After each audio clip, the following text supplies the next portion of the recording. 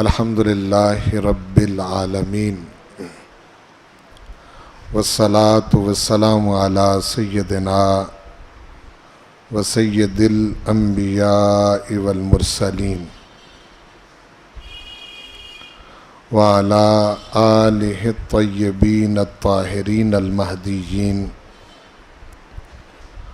وعلی اصحاب رسولہ النبی الکریم الامین اما بعد فاعوذ باللہ من الشیطان الرجیم بسم اللہ الرحمن الرحیم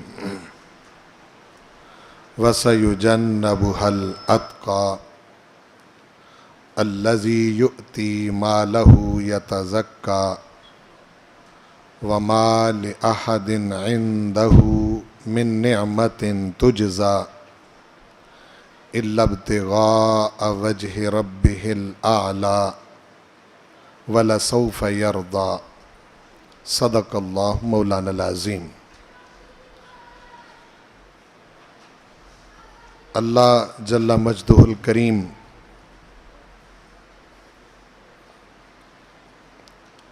اپنے محبوب کریم صلی اللہ علیہ وآلہ وسلم کے توسل اور تصدق سے مجھے اور آپ سب کو قرآن مجید کا طالب بنائے اور قرآن مجید کے نور سے ہمارے قلوب و اذہان کو منور فرمائے، اور ہمیں قرآن مجید کے سامنے طالب بن کر وہی ہدایت لینے کی توفیق نصیب فرمائے جو قرآن مجید ہم کو عطا فرمانا چاہتا ہے۔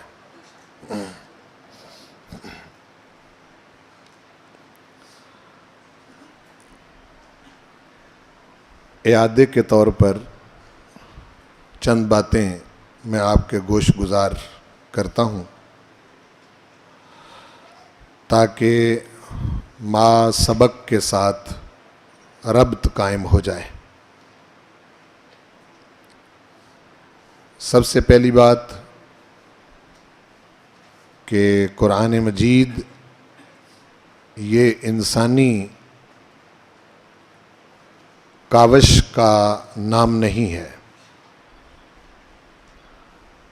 کائنات کی سب سے بڑی عقل محمد الرسول اللہ صلی اللہ علیہ وآلہ وسلم کی ہے، اور قرآن مجید کا دعویٰ ہے اس بارے میں کہ رسول پاک صلی اللہ علیہ وسلم نے قرآن مجید کا ایک حرف تک بھی خود نہیں لکھا، نہ خود بنایا ہے،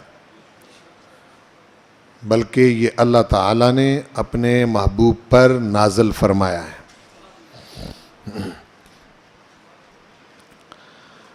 جب ایسا ہے تو یہ بات ہمیں اچھی طرح سے سمجھ لینی چاہیے کہ یہ رسول پاک صلی اللہ علیہ وآلہ وسلم کی جو اصلاح انسانیت کی آرزو ہے وہ عقلی طور پر ممکن نہیں تھی، انسانی علوم کے ساتھ انسان کی اصلاح ناممکن تھی۔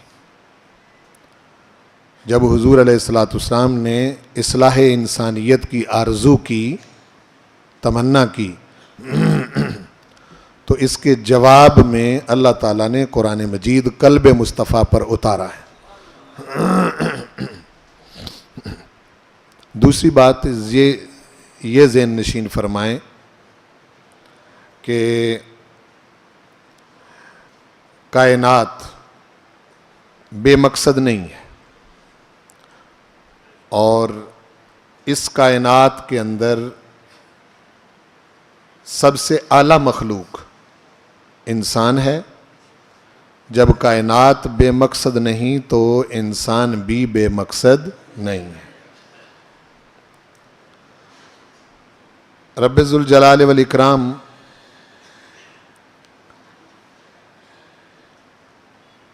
علم بالوحی میں یعنی قرآن مجید کے اندر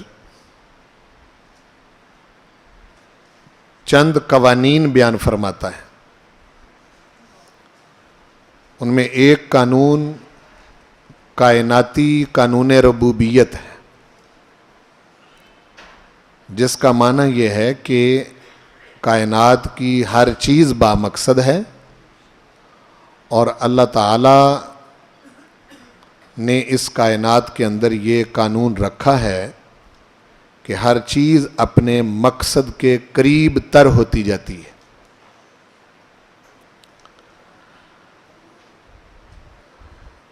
دوسرا قانون نفس انسانی کے اندر اللہ تعالیٰ نے اس انسان کو خلق فرماتے ہی، اس کی تخلیق کرتے ہی اس کے وجود کے اندر ودیت فرما دیا ہے. وہ قانون اخلاقی سطح پر سعادت اور شقاوت کا قانون ہے. انسان کے اندر فجور بھی ہے اور تقوی بھی ہے.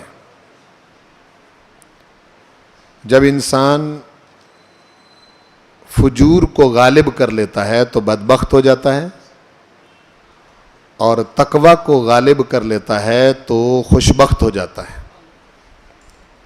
اور یہ قانون ایسا ہے کہ جو اٹل ہے، ٹلتا نہیں ہے، ناقابل شکست ہے، ناقابل تغیر ہے. تیسرا قانون تاریخی سطح پر قانون تضاد ہے. یہ بات طے ہے من جانب اللہ کہ حق ہی غالب رہے گا، باطل کبھی بھی غالب آ سکتا نہیں. وقتی طور پر اگر کبھی غالب نظر آئے تو اس سے پریشان ہونے کی ضرورت نہیں. فیصلہ بالآخر پروردگار کا یہی ہے کہ حق ہی غالب رہے گا. اس پر ہم کافی بات کر چکے ہیں، اور پہلا دور انبیاء علیہم السلام کا، ان کے واقعات قرآن مجید سے ذکر کر کے ہم نے نتیجہ آپ کے سامنے رکھا تھا کہ ہر پیغمبر اور اس کے ماننے والے کامیاب رہے، اور ان کی مخالفت کرنے والے اہل باطل ناکام ہوتے رہے، مٹتے رہے.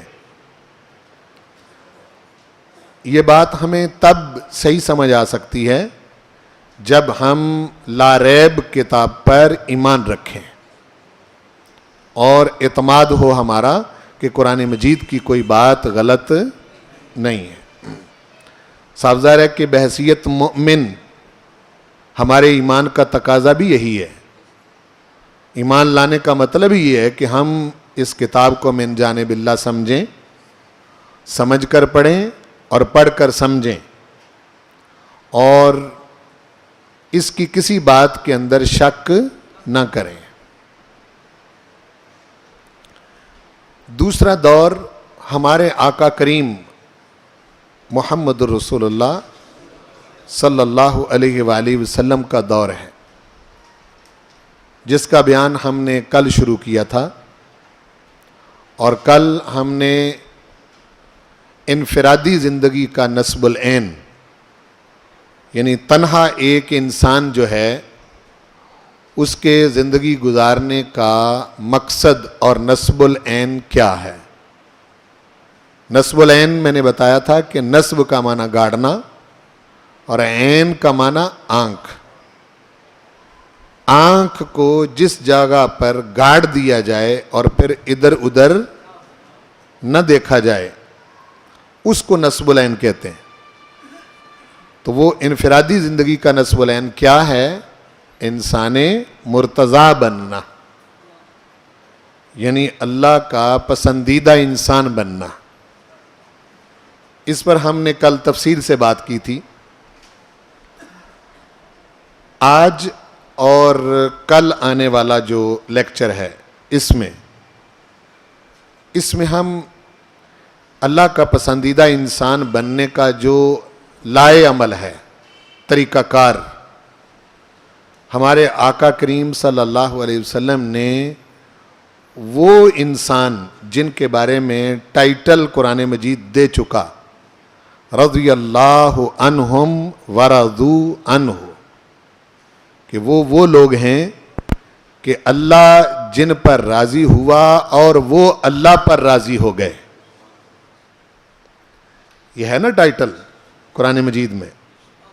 اللہ تعالیٰ کے پسندیدہ انسان رسول پاک صلی اللہ علیہ وسلم نے کیسے بنائے؟ آخر اس کا کوئی طریقہ کار تو ہے نا. آپ جس معاشرے میں آپ نے اعلان نبوت فرمایا وہ بے لگام معاشرہ تھا، بے مقصد معاشرہ، جن کے جینے کا مقصد کوئی نہیں، جن کو یہ شعور نہیں کہ کائنات کس لیے بنائی گئی، جن کو یہ نہیں پتا کہ جو مقصد انسان کا ہے وہ کسی شکل میں پورا بھی ہو سکتا ہے کہ نہیں. فکری طور پر، ایمانی طور پر، اخلاقی طور پر وہ معاشرہ جو ہے وہ خرابی اور فساد میں مبتلا ہے. ہمارے آقا کریم صلی اللہ علیہ وسلم کا کمال یہ ہے کہ آپ صلی اللہ علیہ وسلم نے ایک ایک انسان کو اپنے قریب کر کے قرآنی ہدایت کے مطابق حضور علیہ الصلوۃ والسلام نے اس بگڑے ہوئے انسان کو اس سطح پر پہنچا دیا کہ اللہ اس سے راضی ہو گیا. اللہ اس سے، اور اللہ کے راضی ہونے کی میں نے کل شرط عرض کی تھی کہ اس کی کچھ شرط ہیں، شرائط کے ساتھ ہیں. وہ شرطیں پوری نہ ہوں تو رب ذوالجلال والاکرام کی رضا نصیب نہیں ہوتی. یہ قانون ہے، یہ ضابطہ ہے، اس کو ذہن میں رکھنا چاہیے. اب لائے عمل کیا چیز ہے؟ سب سے پہلے تو ہمیں لائے عمل کو سمجھنا چاہیے کہ لائے عمل ہے کیا. لائے عمل کا آسان معنی طریقہ کار ہے، لیکن یہ ذہن نشین فرمائیں چونکہ عام طور پر جب اصطلاحات ذکر کی جاتی ہیں تو وہ عام انسانوں کے ذہنوں سے وہ معنی، وہ مطلوب نہیں ہوتا جو کہ اس اصطلاح کا اصل معنی ہوتا ہے. غور فرمائیں،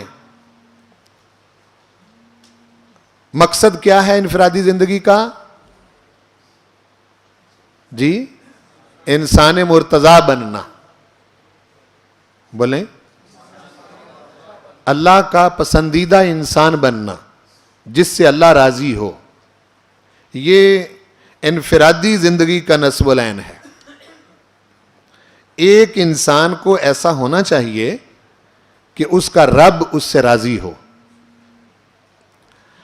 یہ مقصد، اور پھر اس مقصد کو پا لینے کا طریقہ کار.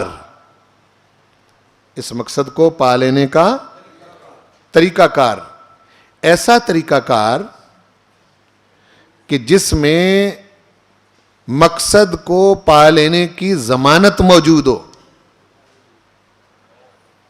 یعنی ایسا طریقہ کار کہ اگر اس طریقہ کار کو اختیار کیا جائے تو انسان بالیقین انسان مرتضی، اللہ کا پسندیدہ انسان بن کے رہتا ہے.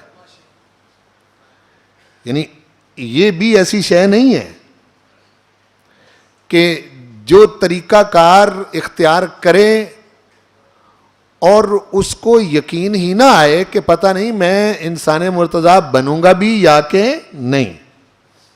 ایسا نہیں.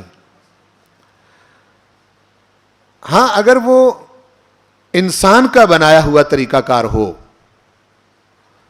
تو پھر اس کے اندر یہ شبہ ہو سکتا ہے.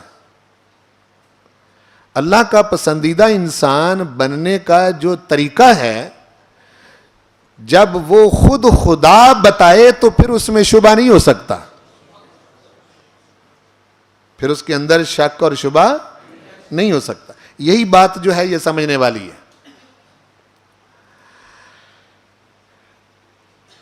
ہو ہی نہیں سکتا کہ قرآن مجید جو طریقہ کار بتاتا ہے اس پر انسان عمل کرے اور چلے اس رستے پر اور وہی طریقہ اختیار کرے, تو طریقہ اختیار کرنے کے بعد پھر وہ اللہ کا پسندیدہ انسان نہ بن سکے, یہ ممکن نہیں.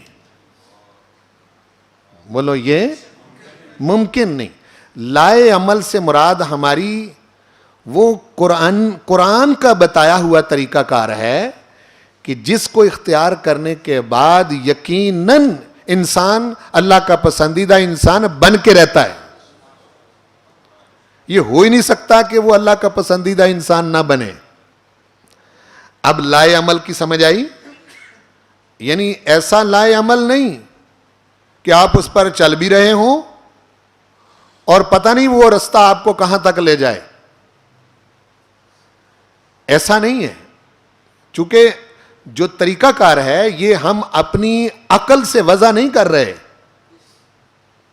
بولیں, ہم اپنے حواس, اپنی سمجھ, اپنے علم کی بنیاد پر وہ طریقہ کار اختیار ہی نہیں کر رہے. رسول پاک نے بھی ایسا نہیں کیا. بولیں, حضور علیہ الصلوۃ والسلام نے بھی ایسا نہیں کیا کہ آپ اپنی مرضی سے جدھر مرضی چل پڑے ہوں. آپ کے بارے میں تو آپ کا رب اس بات کا دعویٰ کرتا ہے کہ وَمَا يَنْطِقُ عَنِ الْهَوَىٰ إِنْ هُوَ إِلَّا وَحْيٌ يُوحَىٰ. یہ جو میرا محبوب ہے یہ تو نطق بھی وحی کے مطابق کرتا ہے. نطق بھی وحی کے مطابق کرتا ہے.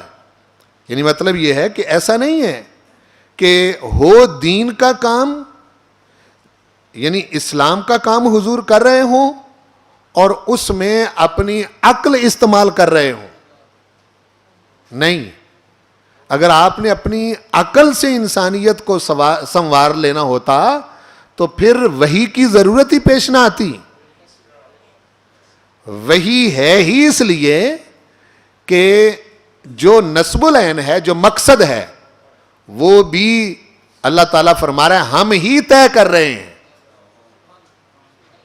وہ بھی ہم ہی طے کر رہے ہیں.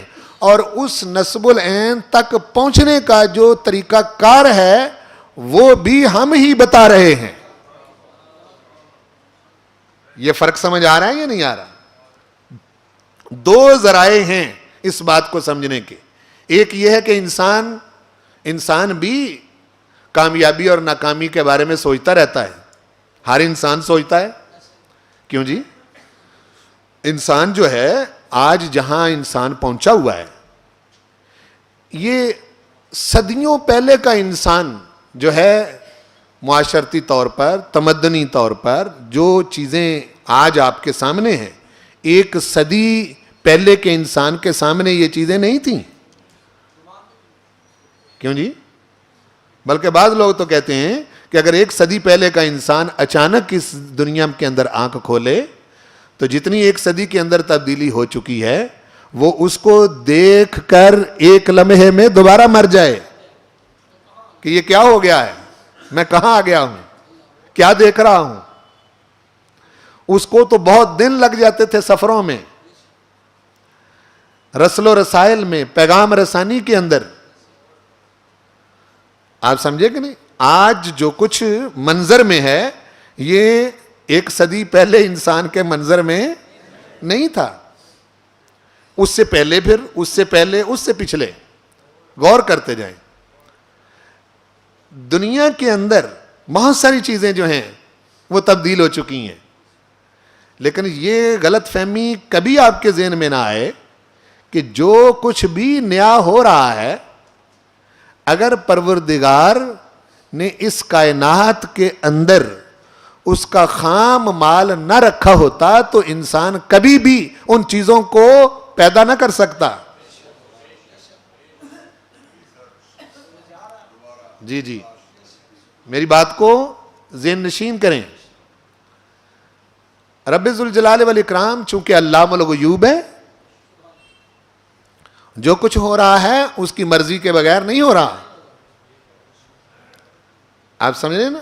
لیکن اس کی مرضی کا وہ معنی نہیں ہے جو میں پہلے بار بار آپ کے ذہن نشین کرتا آ رہا ہوں کہ مشیت الہی اور مرضی الہی کا مطلب یہ نہیں کہ انسان مجبور ہے. انسان کے ہاتھ میں کچھ نہیں، انسان کر کچھ نہیں سکتا.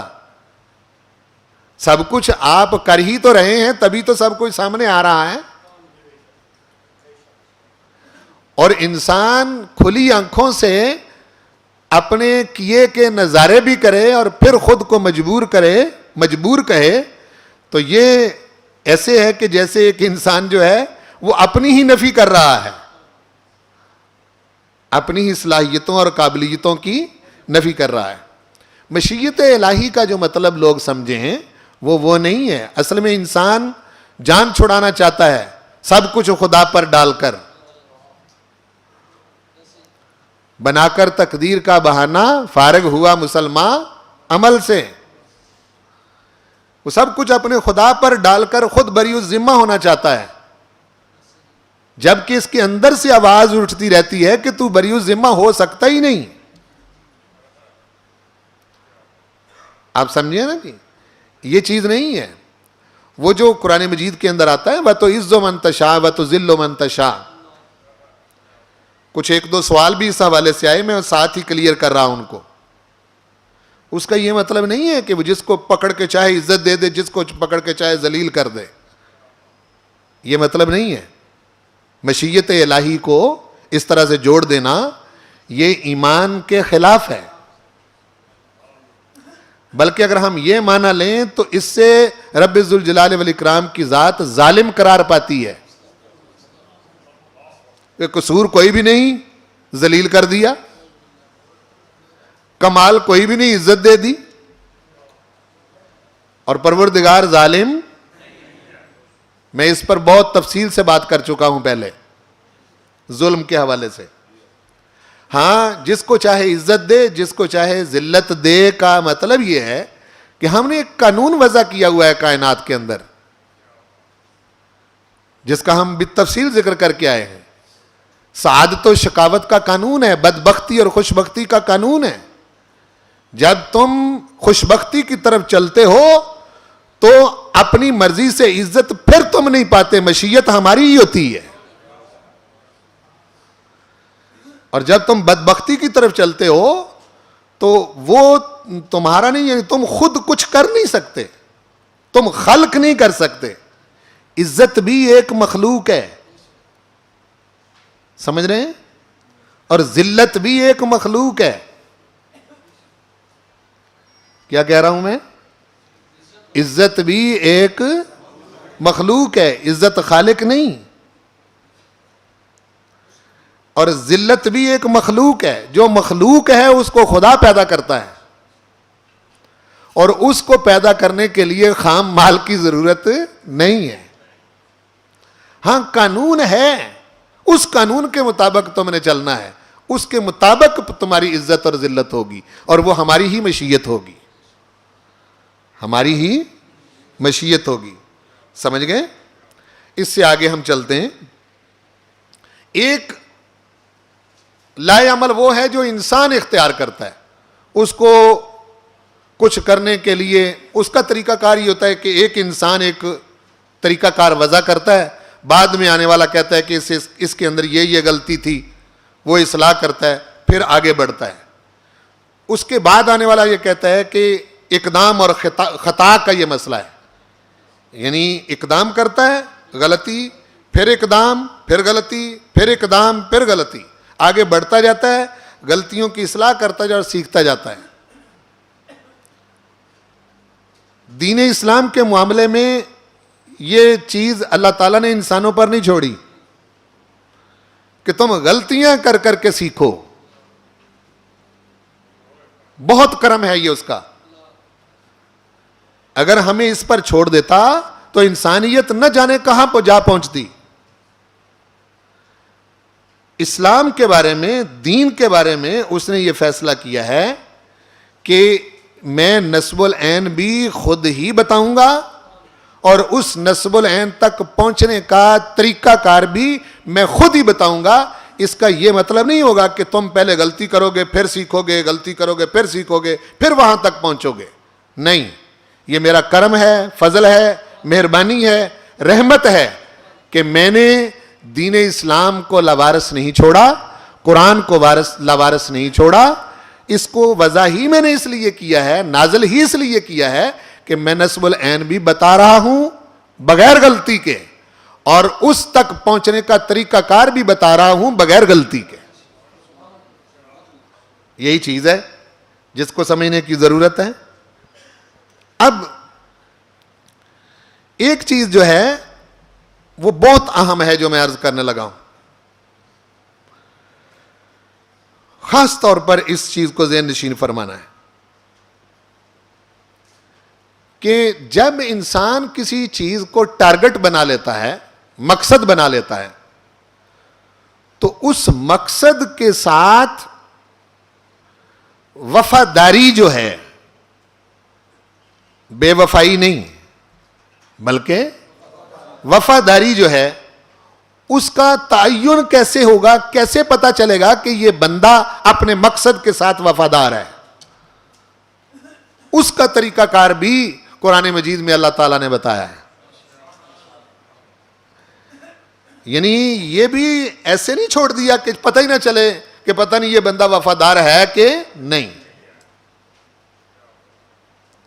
وہ کیا چیز ہے, وہ آپ کلمہ طیبہ سے سمجھ سکتے ہیں.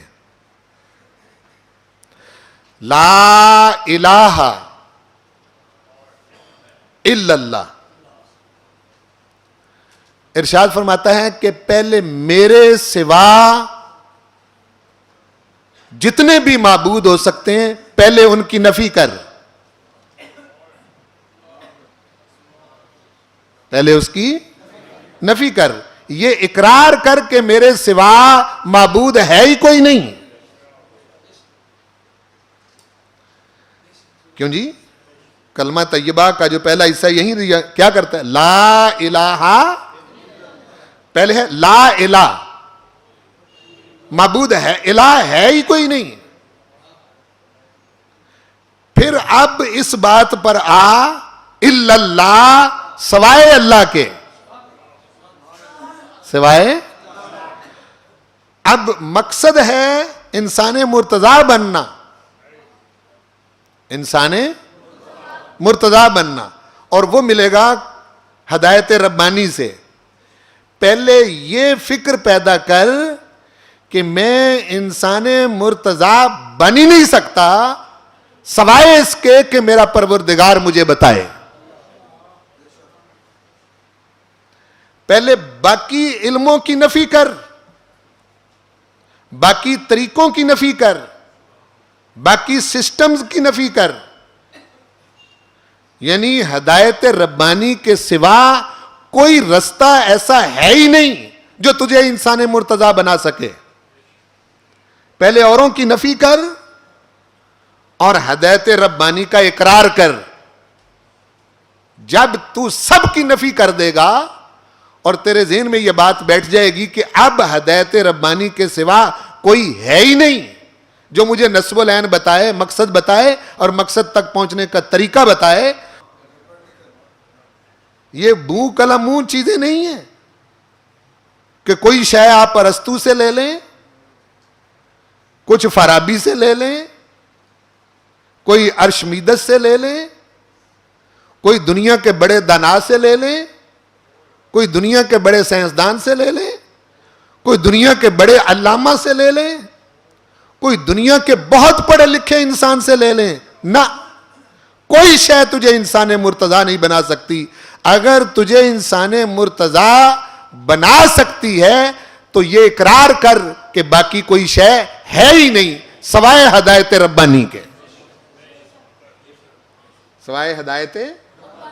جب انسان اس سطح پر آ کھڑا ہوگا تو پھر تعین ہوگا کہ یہ اپنے مقصد کے ساتھ وفادار ہے. ایسے نہیں. ہمارا مسئلہ بھی یہی ہے اس دور کا. ہم بہت سارے مسائل، ہمارا اعتماد نہیں ہے. ہمارے اندر ہی یہ ذہن پایا جاتا ہے کہ جی 14-15 صدیاں پہلے کا اسلام جو ہے وہ آج کے ترقی یافتہ دور کے لیے حل پیش نہیں کرتا. یہ ذہن بن چکا ہے. کہیں ہوگا کہ نہیں؟ بولو نا جی. ہے نا. کہتے ہیں بات 14-15 صدی، آج کا انسان وہ ہے ہی نہیں. اس انسان کو یہ نہیں پتا کہ یہ 14-15 صدیاں پہلے کا اسلام نہیں، یہ آدم علیہ السلام سے شروع ہوا ہے اور تا قیام قیامت انسان کے لیے ہدایت صرف یہی دین ہے. اس کے سوا اور کچھ ہے ہی نہیں. انسان تو انسان ہی ہے نا، وہ آدم علیہ السلام کے زمانے کا ہو یا آج کے زمانے کا ہو. قرآن مجید آپ کی سائنسی ترقی کے بارے میں تو نہیں بات کر رہا. کہاں لکھا ہوا ہے قرآن مجید میں کہ انسان جب آسمانوں پر اڑنے لگے گا تو کامیاب ہو جائے گا، سمندروں میں تیرنے لگے گا تو کامیاب ہو جائے گا؟ نہیں. اس کے بارے میں تو 2 حرفی فیصلہ ہے، میں آپ کو سنا دیتا ہوں، آپ غور فرمائیں. والعصر، قسم ہے زمانے کی، ان الانسان لفی خسر، انسان ہے ہی خسارے میں. خسارے سے کون نکلے گا؟ الا الذین آمنوا وعملوا الصالحات، مگر وہ لوگ جو ایمان لائے اور جنہوں نے صالح عمل کیے. وتواصوا بالحق وتواصوا بالصبر. بتائیں مجھے یہ جو ایمان اور عمل صالح ہے یا صبر ہے یا حق ہے، یہ انسانوں کے زمانے بدلنے سے ان چیزوں کی کوئی کیفیت بدل جاتی ہے؟ بولو نا جی. یعنی یہ ہو سکتا ہے کہ پہلی صدی کا جو انسان ہے اس کا ایمان کوئی اور ٹائپ کا ہو، کو 5 صدیاں بعد کا جو انسان ہے اس کا ایمان، اس کے ایمان کی کوئی شکل اور ہو، کو 10 صدیاں بعد کا انسان جو ہے اس کے ایمان کی کوئی صورت اور ہو، یا کوئی 200 سال بعد کا انسان ہے تو اس کے ایمان کی کوئی شکل ہو. نہ، ایمان تو وہی ہے جو پہلا انسان لایا تھا. سمجھ آئی نا جی؟ ایمان کوئی ایسی شے ہے کہ جو سائنسی ترقی سے ایمان کی کیفیت بدل جائے؟ بولو نا یار. پہلا انسان زمین پر سوتا تھا، انڈرسٹوڈ بات ہے، ایسا ہوگا. بعد میں آج جو لباس ہم عام انسان پہنتے ہیں یہ کبھی بادشاہوں کو بھی میسر نہیں تھے. ٹھیک ہے؟ آج انسان جتنا فیسیلیٹیٹ کر رہا ہے انسان کو، جتنی سہولیات مہیا کر رہا ہے اور جتنے تعیشات اس کو میسر ہیں، یہ پہلے انسان کو نہیں تھے. لیکن کیا اس دور کا انسان، اس کا ایمان اور آج کے دور کا جو انسان ہے اس کے ایمان، اگر ایمان ہو تو ایمان میں کوئی فرق ہو سکتا ہے؟ نہیں فرق ہو سکتا. تو قرآن تو آپ کے بیڈوں کی بات ہی نہیں کر رہا. قرآن مجید تو آپ کے ہوائی جہازوں کی نہیں بات کر رہا، آپ کے بحری جہاز کی نہیں بات، یہ اس کا موضوع ہی نہیں. انسان کا موضوع ہی انسان ہے. بولو، انسان. قرآن پاک کا موضوع کیا ہے؟ انسان. اور انسان ہے بس. بے مقصد انسان سمجھ بیٹھا، توجہ میری طرف فرمائیں، بے مقصد انسان سمجھ بیٹھا کہ میرا باپ بندر ہے، با مقصد انسان سمجھتا ہے کہ میرا باپ پیغمبر ہے.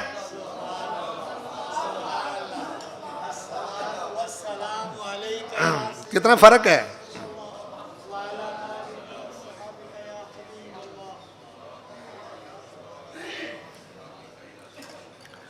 بے مقصد انسان آج بھی یہیں کھڑا ہے کہ میرا باپ بندر ہے, اور با مقصد انسان آج بھی یہیں کھڑا ہے کہ میرا باپ پیغمبر ہے. بھائی یہ بات سمجھ لیں, اس میں نے بہت کچھ آپ کو ذکر کر دیا ہے.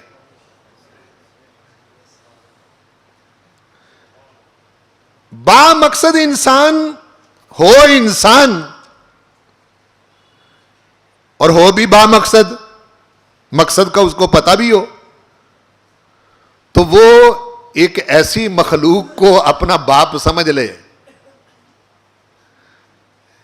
ہیں جی, جو انسان ہے اشرف ہو کر, بولو اشرف ہو کر.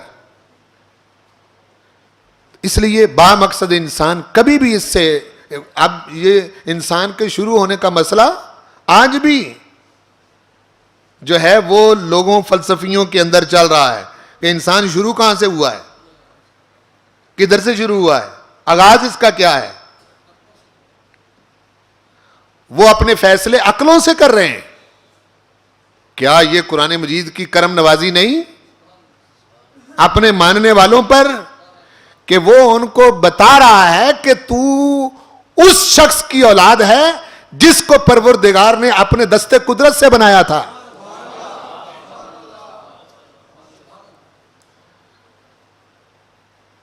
جس شخص کے اندر رب ذوالجلال والاکرام نے وَنَفَخْتُ فِيهِ مِن رُوحِي اپنی روح پھونکی تھی. کتنا فرق ہے اس میں, بولو نا جی, بہت بڑا فرق ہے. تو مقصد کے ساتھ وفاداری جو ہے, مقصد کے ساتھ وفاداری, اس کا تعین اس سے ہوتا ہے کہ انسان اس چیز سے نکل جائے کہ رب ذوالجلال والاکرام کی ہدایت کے بغیر مجھے کسی مقصد کا پتہ ہی نہیں ہے. میں نے اپنی زندگی کا مقصد فلسفیوں سے نہیں لینا, بولو, میں نے اپنی زندگی کا مقصد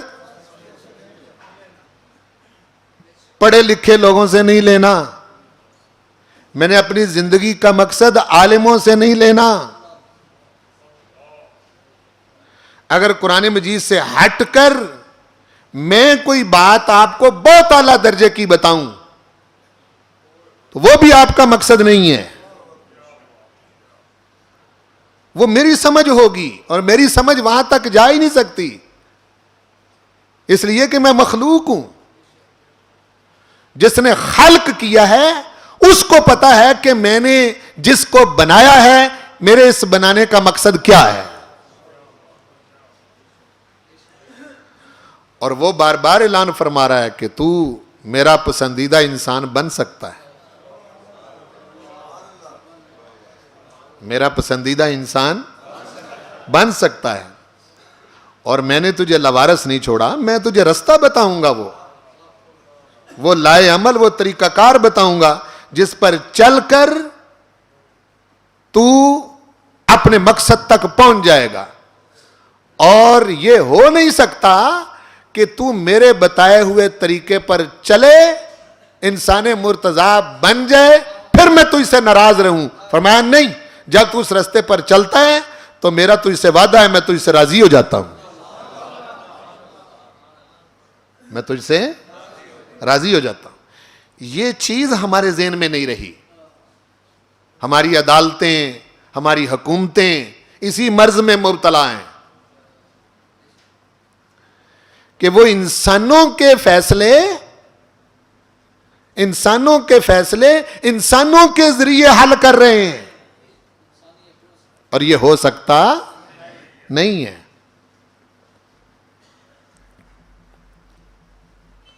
اب جو شخص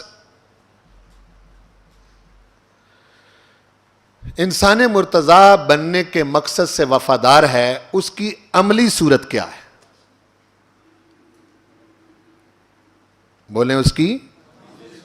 آپ مجھے کہہ سکتے ہیں کہ جی آپ نے اتنا زور لگا کے یہ تو بتا دیا کہ انسان مرتضی انسان کا مقصد ہے، کوئی اس کی عملی صورت ہے بھی؟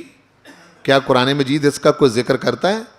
اس کا ایک حصہ میں آج عرض کروں گا اور ایک حصہ اس کا کل عرض کروں گا. ایک حصہ آج، اور یہ جو میں اب طریقہ کار بتانے لگا ہوں یہی وہ طریقہ ہے جو رسول پاک صلی اللہ علیہ وسلم نے اس بگڑے ہوئے معاشرے میں گمراہی میں مبتلا انسان کو قرآن مجید کے ذریعے ہدایت دے کر ایسا انسان بنا دیا کہ جن پر خدا راضی ہو گیا.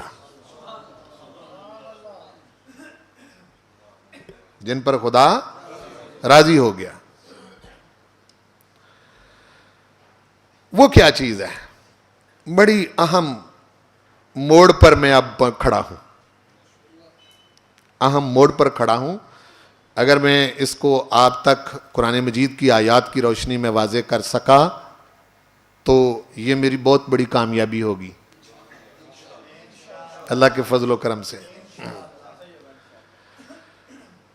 تو اس میں یہ ہے کہ انسان مرتضی بننے کے لیے تزکیہ ضروری ہے.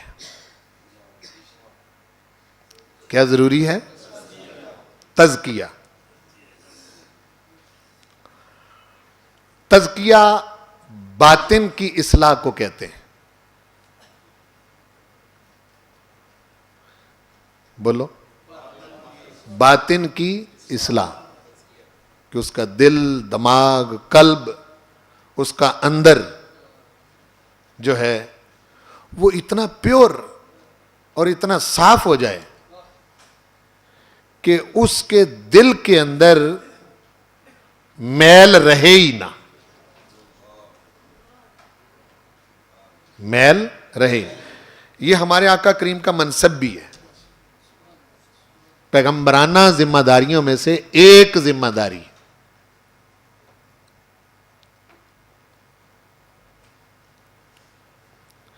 پیغمبرانہ ذمہ داریوں میں سے ایک ذمہ داری، جب آپ اس آیت مبارکہ کو پڑھتے ہیں، هو الذی بعث فی الامیین رسولا منہم یتلو علیہم آیاتہ ویزکیہم. رسول پاک کی پہلی ذمہ داری تلاوت آیات ہے. کیا؟ یتلو علیہم آیات. یہ آپ کی پیغمبرانہ ذمہ داریوں میں سے پہلی ذمہ داری ہے کہ رسول پاک تلاوت آیات کرتے ہیں. اب تلاوت آیات کا رد عمل کیا ہوتا ہے؟ یہ چونکہ ہمارا آج کا ٹاپک نہیں، یہ کل کا ہے. کل ہم اس کا ذکر کریں گے کہ جب حضور تلاوت آیات کرتے تھے تو ہوتا کیا تھا. جب رسول پاک تلاوت آیات کرتے تھے ہوتا کیا تھا، اور آج ہم نے تلاوت آیات کا معنی کیا بنا لیا ہے؟ کیا ہم تلاوت آیات اسی طرح کر رہے ہیں جس طرح آقا کریم صلی اللہ علیہ وسلم کرتے تھے، یا آپ نے ہمیں تلقین فرمائی کہ یوں کرو، یا ہم اس ذمہ داری کو چھوڑ چکے ہیں؟ کہاں کھڑے ہیں؟ اس کا ہم انشاءاللہ العزیز کل ذکر کریں گے. دوسری رسول پاک کی ذمہ داریوں میں سے ہے یتلو علیہم آیاتی ویزکیہم، کہ حضور کریم صلی اللہ علیہ وسلم انسانوں کا تزکیہ کرتے ہیں. بولو. انسانوں کا. میں نے ایمان والوں کا نہیں کہا. یہ میرے لفظوں کے فرق کو سمجھیں. میں سوچ سمجھ کے بول رہا ہوں. ہاں جی. یزکیہم، رسول پاک صلی اللہ علیہ وسلم انسانوں کا تزکیہ کرتے ہیں. کن کا؟ انسانوں کا. ایمان والے تو وہ ہوتے ہیں جن کا تزکیہ ہو چکا ہوتا ہے.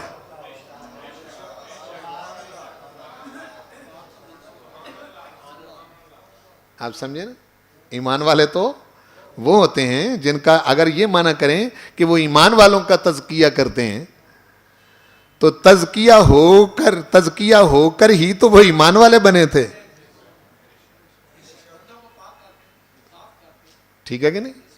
اس لیے آپ انسانوں کا تزکیہ کرتے ہیں. تزکیہ جو ہے یہ انسان مرتضی بننے کا، انسان مرتضی کا جو مقصد ہے اس سے وفاداری کا عملی اظہار ہے. عملی اظہار ہے. اب ہم قرآن مجید سے صرف پہلے یہ لیں گے کہ جس شخص کا تزکیہ ہو چکا ہوتا ہے وہ ہوتا کون ہے؟ وہ یا کون سا کام ہے جس کے کرنے سے اس کا تزکیہ ہو گیا ہے؟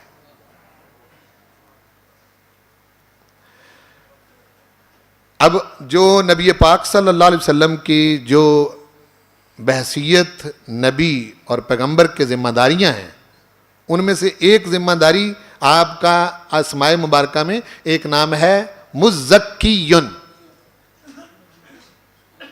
کیا ہے؟ مزکیٌ، تزکیہ کرنے والے صلی اللہ علیہ وسلم.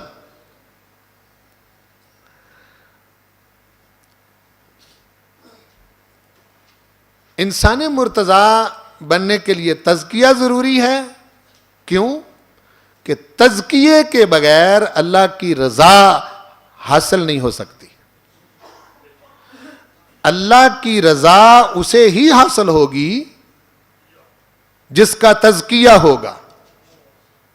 اور قرآن مجید تزکیے کی 2 شرطیں بیان کرتا ہے. کتنی؟ 2. آج میں آپ سے ایک بات ہے یہ قرآن مجید کے اندر میں آپ سے اس وقت جو کر رہا ہوں آپ کے لیے نئی ہے. بات نئی نہیں.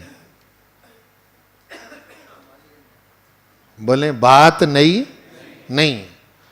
وہ چونکہ میں آپ سے کر رہا ہوں اس وقت آپ کے لیے نہیں ہو سکتی ہے لیکن یہ اسی وقت کی ہے جب کا قرآن نازل ہوا ہے. آپ سمجھ رہے ہیں؟ یہ بات میں احتیاط سے کہہ رہا ہوں چونکہ بعض ہمارے جو مقررین لوگ ہوتے ہیں ان کو نئی باتیں کرنے کا بڑا شوق ہوتا ہے.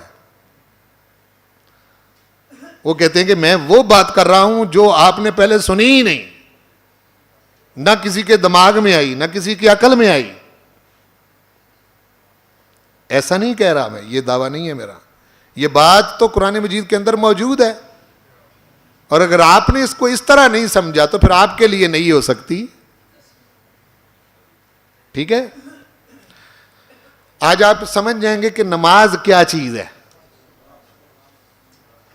اس سے پہلے اس طرف آپ کا دھیان نہیں ہے.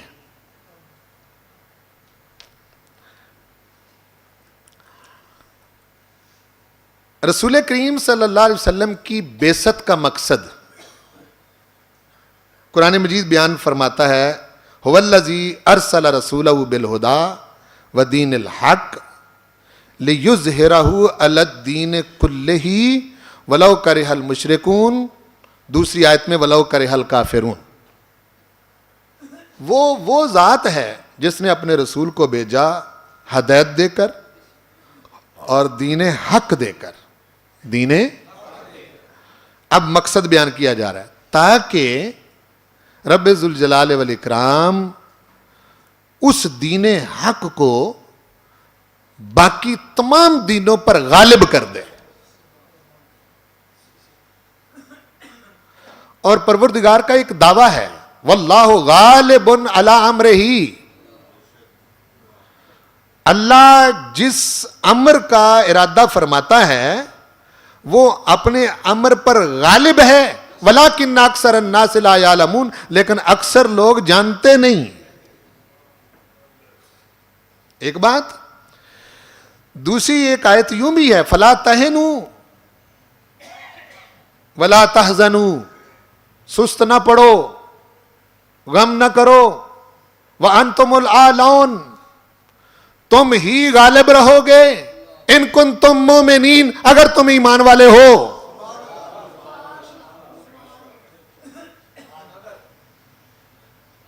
ان کنتم مومنین، انتم الاعلون، تم ہی غالب رہو گے، ان کنتم مومنین، اگر تم ایمان والے ہو۔ اور ایک تو بڑی فیصلہ کن بات فرمائی، کتب اللہ، اللہ نے یہ بات لکھ دی ہے۔ بولو، اللہ نے یہ بات کیا لکھا ہے؟ لَأَغْلِبَنَّ أَنَا وَرُسُلِي، کہ ضرور بالضرور میں اور میرے رسول ہی غالب رہیں گے۔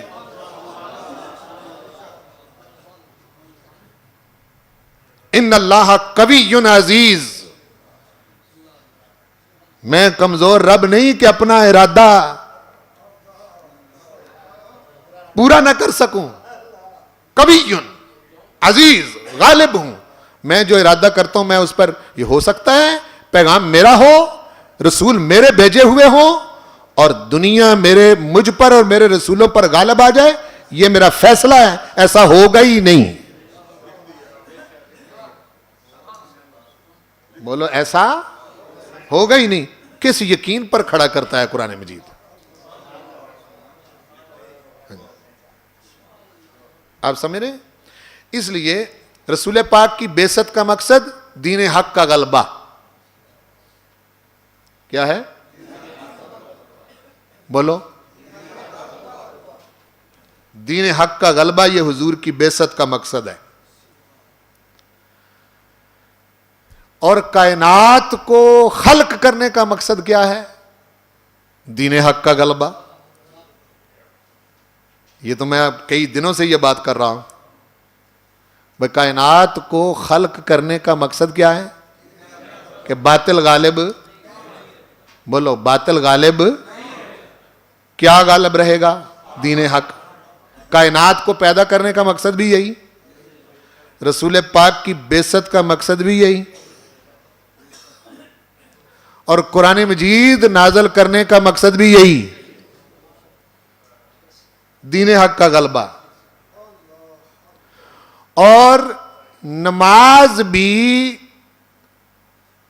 اسی دین حق کے غلبے کی دعا کا نام ہے۔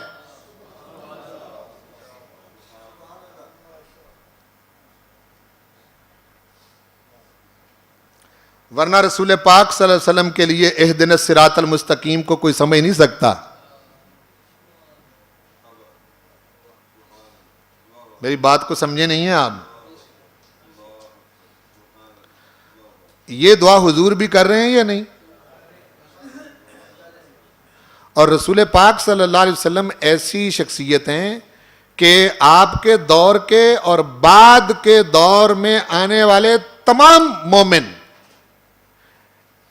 اہدنا الصراط المستقیم کی دعا میں اللہ کے فضل و کرم سے سبھی شامل ہیں۔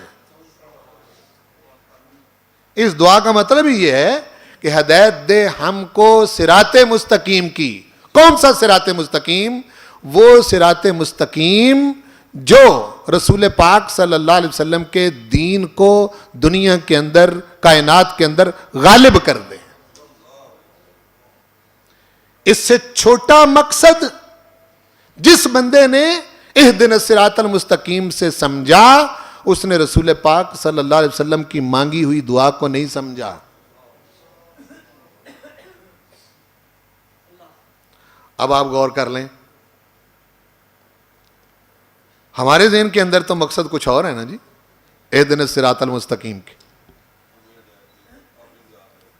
ٹھیک ہے کہ نہیں؟ بہت کچھ ہے اس میں، وہ چھوٹی چھوٹی چیزیں جو ہیں وہ ہمارے پیش نظر ہیں۔ اہدنا، ہم کو ہدایت دے، ہدایت دے، یہ لفظ ہے۔ ہدایت تو قرآن ہے، بولو ہدایت کیا ہے؟ قرآن ہدایت دے رہا ہے۔ اسی لیے اللہ کے فضل و کرم سے سب علماء اسلام اس پر متفق ہیں کہ اہدنا الصراط المستقیم کا جواب سارا قرآن ہے.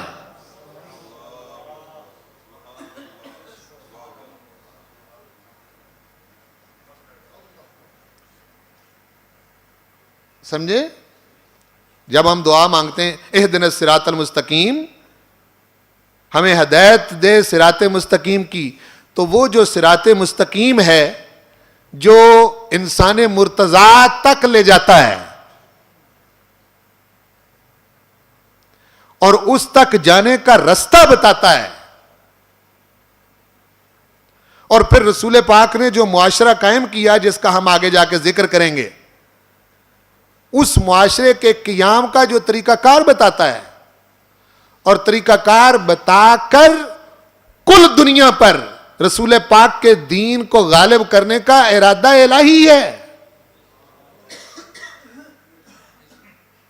ملو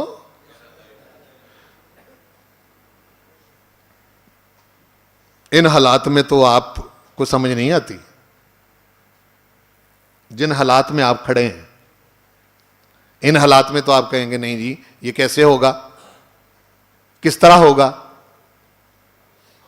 وہ ارشاد فرماتا ہے کہ یہ کوئی ضروری ہے تمہارے ذریعے ہوگا، یہ تم نے کیسے سوچ لیا کہ تم سمجھ بیٹھے ہو کہ بس ہم مسلمان ہیں اور ہمارے ذریعے ہوگا، اور تمہارا مقصد ہی وہ نہ ہو جو میرے محبوب کا ہے اور قرآن کا ہے. اور اہدنا الصراط المستقیم میں جو رستہ مانگا جا رہا ہے یہ اگر تمہیں سمجھ ہی نہ ہو تو پھر تم کون ہو؟ یا ایھا الذین آمنوا من یرتد منکم عن دینہ فسوف یأتی اللہ بقوم یحبہم ویحبونہ. اے ایمان والو، اگر تم میں سے کوئی دین سے پھرنا چاہتا ہے تو پھر جائے، ہم ایسی قوم لے آئیں گے جو ہم سے محبت کرتی ہوگی، ہم اس سے محبت کرتے ہوں گے. یہ ہمارا ارادہ ہے، اس کائنات کے اندر ہم نے اس دین کو غالب کرنا ہے جس دین کو دے کر ہم نے اپنے محبوب کو بھیجا ہے.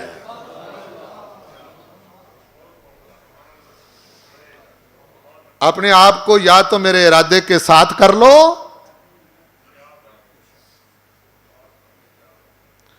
یا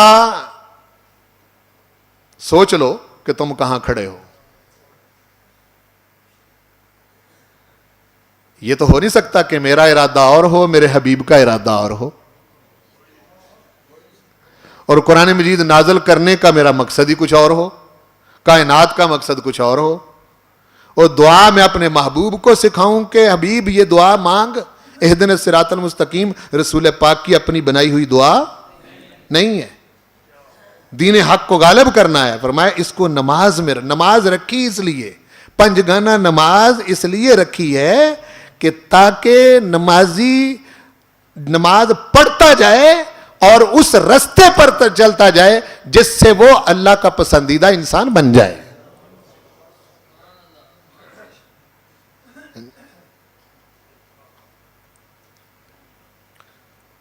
لیکن نہ کبھی سمجھ کے پڑھی نہ کبھی پڑھ کے سمجھی.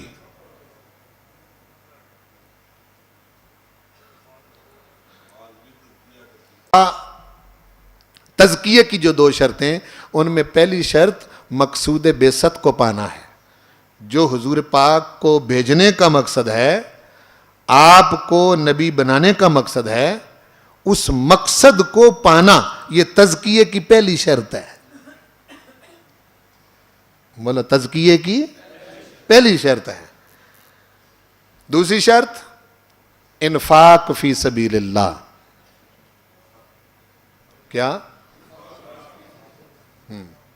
انفاق فی سبیل اللہ. ہمارے آقا کریم کا یہی کمال تھا جس کا میں کل تفصیل سے ذکر کروں گا انشاءاللہ. چونکہ آپ کا ایک طریقہ کار تھا تزکیہ کرنے کا. آپ پہلے قرآن پاک کی آیتیں تلاوت کرتے تھے اور اس تلاوت کا دلوں پر اثر ہوتا تھا، دلوں پر اثر ہوتا تھا. انفاق فی سبیل اللہ کیا ہے؟ کہ اس وقت میں تنہا ہوں، میں اللہ کا پسندیدہ بننا چاہتا ہوں. قرآن مجید ارشاد فرما رہا ہے تو نہیں بن سکتا اس وقت تک جب تک جو کچھ میں نے تجھے دیا ہے تو دوسروں پر خرچ نہ کرے. تو میرا محبوب نہیں بن سکتا, میرا پسندیدہ انسان بن نہیں سکتا. اب دیکھیں قرآن مجید کہاں لا کے کھڑا کرتا ہے. اس کے لیے میں آیتیں آپ کے سامنے رکھتا ہوں. انسان مرتضی بننا, دوسروں کو انسان مرتضی بنانے کے لیے اپنا مال خرچ کرنے کے ساتھ, اور جو کچھ بھی اللہ نے دیا, علم دیا, سمجھ دی, عقل دی, فہم دیا, جو کچھ بھی دیا وہ دوسروں کے لیے خرچ کرنا ہے. یہی وجہ ہے کہ پیغمبروں نے کبھی لا اسألکم علیہ اجرا سے کبھی بری و ذمہ نہیں ہوئے. جو کچھ بھی وہ کہتے تھے, جو بھی تربیت کرتے تھے, جو لوگوں تک ابلاغ کرتے تھے, وہ اس کے بعد کہتے تھے لا اسألکم علیہ اجرا, اس پر میں تم سے کچھ مانگتا نہیں ہوں, میں تم سے کسی شے کا طالب نہیں ہوں. ہمیں یہاں کھڑا ہونا ہے. آپ قرآن مجید کی سمجھ اپنے ماں باپ سے لے کے پیدا نہیں ہوئے, عطا ہے اللہ کی, اس کو تقسیم کرنا ہوگا. بولو, اور بلا معاوضہ تقسیم کرنا ہوگا. اس پر یہ ذہن کبھی نہ بنے کہ میں تبلیغ کر رہا ہوں, واعظ کر رہا ہوں, نصیحت کر رہا ہوں تو ان لوگوں کو مجھے پروٹوکول دینا چاہیے, ان لوگوں کو میری خدمت کرنی چاہیے, ان لوگوں کو اس کا بدلہ دینا چاہیے. اگر آپ یہ ذہن بناتے ہیں تو آپ پیغمبرانہ مشن پر نہیں ہیں. بالکل, یہ میری بات کو سمجھیں. چونکہ جب 20 روزہ دورہ قرآن کے بعد آپ نے یہاں سے جانا ہے تو میں نے آپ کو خالی نہیں چھوڑنا, یہ حجت قائم کر رہا ہوں میں. جی, میں رب ذوالجلال والاکرام کی بارگاہ میں یہ کہہ سکتا ہوں کہ میرے مالک میں نے ان تک پہنچایا ہے, اب ان کی ذمہ داری ہے کہ یہ کتنوں تک پہنچاتے ہیں بلا معاوضہ.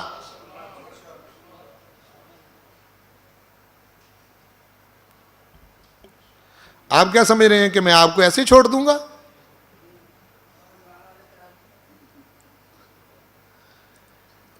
یہ نہیں ہوگا. اور میں طریقہ کار جب بتا رہا ہوں تو آپ کو وہ طریقہ کار اختیار کرنا ہے. باقی لوگ کہہ سکتے ہیں کہ ہمیں کسی نے نہیں بتایا, لیکن آپ خوش نصیب ہیں. اس پریشانی نے میں مبتلا ہو جانا کہ جو جی ہم نہ ہی آتے تو اچھا تھا.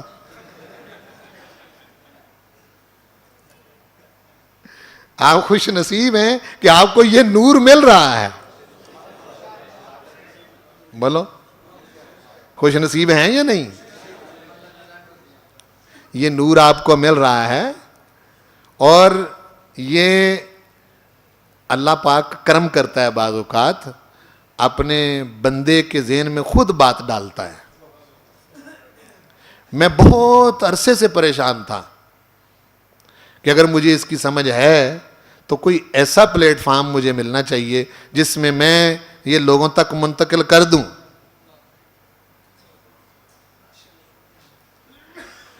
اور انشاءاللہ العزیز اس کو ہم آگے جاری و ساری رکھیں گے. میری زندگی کا مشن یہی ہے, میں اللہ کے فضل و کرم سے, اس کی رحمت کے سہارے سے میں کسی شے کا طالب نہیں ہوں آپ سے, علی وجہ البصیرت, قرآن مجید کی روشنی میں. میں جو بات آپ کی خدمت میں عرض کر رہا ہوں یہ پیغمبرانہ مشن ہے, اور یہ اسی طرح پورا ہو سکتا ہے جس طرح انہوں نے کیا ہے. آپ سمجھ رہے ہیں نا جی؟ اب قرآن مجید ارشاد فرماتا ہے سب سے بڑا متقی کون ہے؟ توجہ فرمائیں. یہ سورہ اللیل کی آیات نمبر 17 تا 21 ارشاد. اس سے پہلے دوزخ کا ذکر ہے، ان آیتوں سے پہلے دوزخ کے عذاب کا ذکر ہے. توجہ فرمائیں. وَسَيُجَنَّبُهَا الْأَتْقَى. اس سے پہلے چونکہ یہ جو آیتیں ہیں نا سورہ اللیل کی آیات نمبر 17 سے پہلے جو ہیں وہاں دوزخ کے عذاب کا ذکر ہے. اب دوزخ کا عذاب ذکر کرنے کے بعد اب قرآن مجید ارشاد فرما رہا ہے کیا؟ وَسَيُجَنَّبُهَا الْأَتْقَى. یہ جو دوزخ کا عذاب ہم نے ذکر کیا ہے اس سے بچا لیا جائے گا جو بڑا پرہیزگار ہے. یعنی اس کو دوزخ میں نہیں جانا دیا جائے گا. وہ ہے کون؟ الذی یؤتی مالہ، وہ جو اپنا مال خرچ کرتا ہے یتزکا، تاکہ اس کا تزکیہ ہو جائے. جو اپنا مال خرچ کرتا ہے تاکہ اس کا یتزکا. وَمَا لِأَحَدٍ عِندَهُ مِن نِعْمَةٍ تُجْزَى. اور کسی کا اس پر احسان نہیں جس کا وہ بدلہ دے رہا ہے. سنیں، کسی کا اس پر احسان جس کا وہ بدلہ چکا رہا ہے. إِلَّا ابْتِغَاءَ وَجْهِ رَبِّهِ الْأَعْلَى. وہ اپنے رب اعلیٰ کی رضا کی خاطر ایسا کر رہا ہے. اور وعدہ یہ ہے کہ وَلَسَوْفَ يَرْضَى. اگر ایسا کرے گا تو اس کا رب اس پر راضی ہو جائے گا.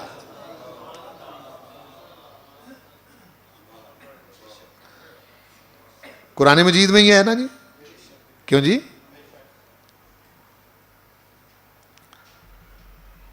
آگے ارشاد فرما رہا ہے 4 پارہ پہلی آیت سورہ آل عمران کی آیت نمبر 92. لن تنالوا البر، ہرگز تم بر کو پا ہی نہیں سکتے. ہرگز تم بر کو، میں بر کا جان بوجھ کر ترجمہ نہیں کر رہا. بر اتنا بڑا لفظ ہے قرآن مجید کا کہ جس کا ترجمہ اردو زبان میں ممکن ہی نہیں. اردو زبان میں اردو زبان کا دامن اتنا تنگ ہے کہ بر کو بیان کرنے کے لیے اردو کے پاس لفظ ہی کوئی نہیں.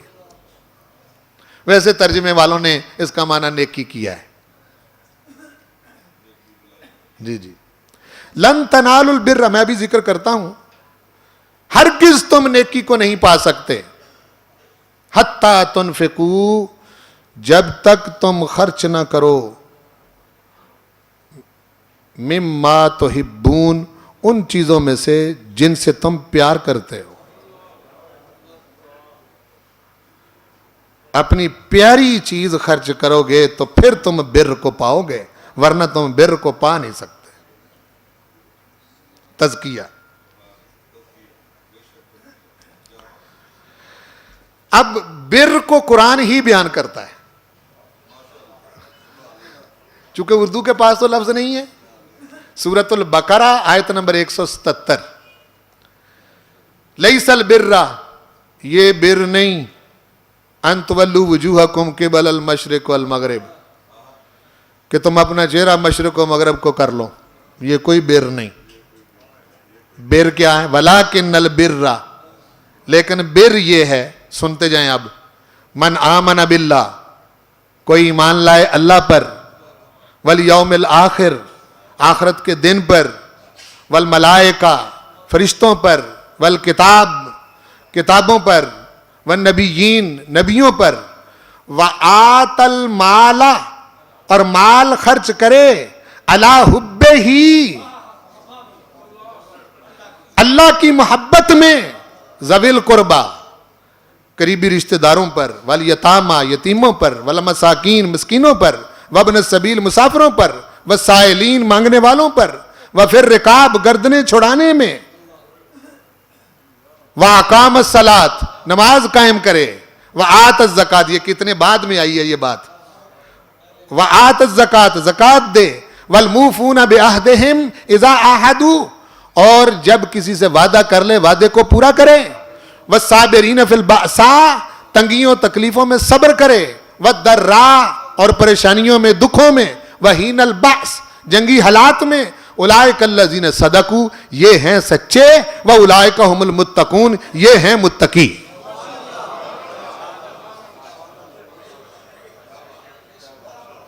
یہ ہے بر. اب بر کو اردو کیسے بیان کرے جی؟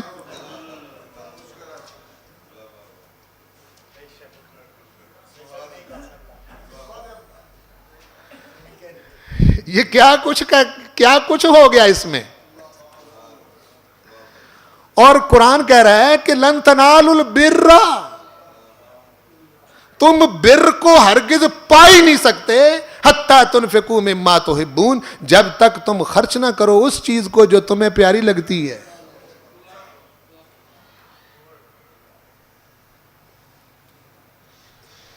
خواجہ سلیمان توسوی رحمۃ اللہ علیہ کے پاس ایک پڑھا لکھا بندہ آیا. کہنے لگا حضرت کوئی تلقین فرمائیں. آپ فرمان لگے کہ اللہ کو اگر اپنے سے بڑا نہیں سمجھتا تو اپنے جیسا سمجھ لیا کر. وہ کہتا ہے استغفر اللہ معاذ اللہ، آپ تو شرک کی تعلیم دے رہے ہیں.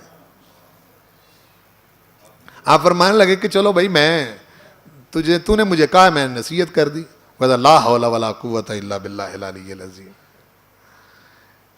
آپ تو یہ اللہ ہم بہت بڑا ہے، اللہ اکبر ہے. ہاں جی، تو آپ کیا کہہ رہے ہیں؟ آپ نے فرمایا اچھا پہاڑی علاقہ تھا. کہنے لگا اچھا جی میں چلتا تھا، میں تو بڑا بزرگ سمجھ کے آیا تھا آپ کو. کہنے لگے رات کا ٹائم ہے، کوئی ڈاکو نہ پڑ جائیں رستے میں، کوئی مسئلہ نہ بن جائے، رہو رات اس کو رکھ لیا. تو کہنے لگا بلکہ آپ نے یہ لفظ بولے کہ بھئی کافروں کے پاس بھی تو لوگ رات رہ ہی لیتے ہیں نا. کہنے لگے چلو ٹھیک ہے، رات رہ لیا. صبح آپ نے دو قسم کا ناشتہ تیار کروایا، ایک تازہ ایک رات کا باسی. ایک ٹرے میں سے جا کے وہ بیچ دیا جی. ایک تازہ تھا ایک باسی تھا. ایک اپنے درویش مرید کو پیچھے بیچ دیا. کہا کہ جب وہ حضرت صاحب کھانے لگیں تو اس وقت اللہ کے نام کا سوال کرنا. اب باسی اور تازہ پہچانا تو جاتا ہے نا. اس نے جا کے جب سوال کیا تو وہ کبھی ادھر دیکھا کبھی ادھر دیکھا. وہ جو رات والا کھانا تھا نا وہ اس کو دے دیا. اس کو حکم یہ تھا کہ میرے پاس لے کے آنا ہے، کھانا نہیں. وہ لے کے آیا. اس نے سوچا کہ چلو کھانا کھایا، رات رہے ہیں تو دوبارہ ملاقات کر لیتے ہیں. حضرت خواجہ سلیمان توسوی رحمۃ اللہ علیہ کی خدمت میں حاضر ہو کے کہنے لگا حضرت اچھا پھر میں چلتا ہوں. آپ نے فرمایا میاں وہ ہماری رات والی نصیحت یاد ہے؟ کہنے لگا جی پھر وہی لا حول ولا قوت الا باللہ العلی. یہ کیسی بات آپ کرتے ہیں؟ کہتے ہیں بڑی یہی تو بات ہے، زبانوں سے اللہ اکبر کہتے ہو. یہی تو بات ہے کہ زبانوں سے اللہ اکبر کہتے ہو. اگر اس کو بڑا سمجھتے تو بس رات والا کھانا خود کھاتے، تازہ اس کے نام پر دیتے. اور اگر برابر سمجھتے تو آدھا آدھا کر لیتے. تازہ خود کھا کے باسی اس کے نام پر دے کر تو نے یہ ثابت کیا ہے کہ تو نے اللہ کو بڑا نہیں سمجھا.